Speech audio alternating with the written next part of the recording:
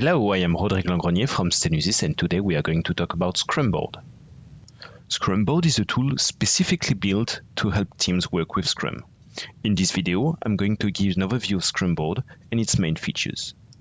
On this video, let's assume I work at Mouse Entertainment, a company that makes animation movies, video games, amusement parks, and sell toys based on our very large intellectual property. We now use Scrum for most of our products. Working with Scrum is great, but at Mouse Entertainment, we have faced few challenges in the teams, outside the teams, and even outside of the company. These challenges are actually very common for Agile companies. We all know that a tool cannot make a working team, but it can still help a great deal. Let's have a look at Stenusys Scrumboard. So first, I will open the user interface of Stenusys Scrumboard as a Mouse Entertainment employee. First thing, I see right away all the products, what they are about, and who owns them. It looks rather obvious, but this simplicity can help a lot of people find quickly what they are looking for. In most organizations, people are interested in how the product development is doing. A very common impediment in Scrum is to see Scrum Masters, product owners, or project managers compiling reports just for these guys. Not so agile and quite time-consuming. With Scrumboard, I just open the product page and ta-da! I have the key information at hand. The product description, what the team is doing right now, what is the roadmap, and so on. The roadmap you see is always fresh. It is actually computed automatically based on the rough estimations of the backlog and the team velocity. This page is as well handy to have access to your other tools like source code, documentation, or chat. The product page can federate your tool ecosystem and ease navigation. It is the storefront of your product. Another important page is the backlog. This is the territory of the product owner.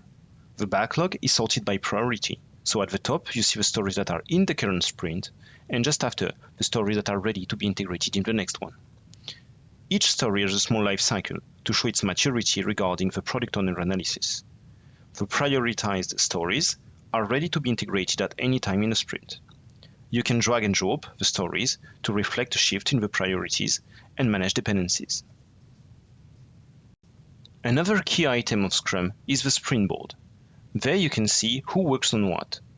Obviously, there is not necessarily one person on each story, and you can drag and drop stories on the column and team members on stories. You can configure the columns and measure spent and remaining if you see fit. When your daily meeting is done, you can save the report. You can even navigate in the days, which is very useful for retrospective.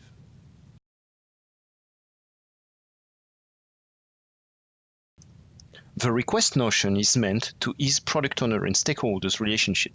It is important that the stakeholder can propose things to the product owner, but the product backlog has to stay completely consistent, and that's the work of the product owner to maintain it.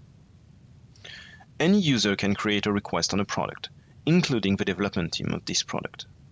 Then, the product owner can analyze the proposal, check if already covered, at least partially, and or create stories to implement the request. This way, the dialogue with the requester can take place and the backlog can stay clean at the same time. That's it for this very short tour of Stenusys Scrumboard. If you want to know more, do not miss our other videos explaining the different features in details. For more information, you can as well check out our website, stenusys.com. For tips, discussions on software engineering topics, check out our blog, boc.stenusys.com. And of course, follow us on LinkedIn and Twitter. See you soon!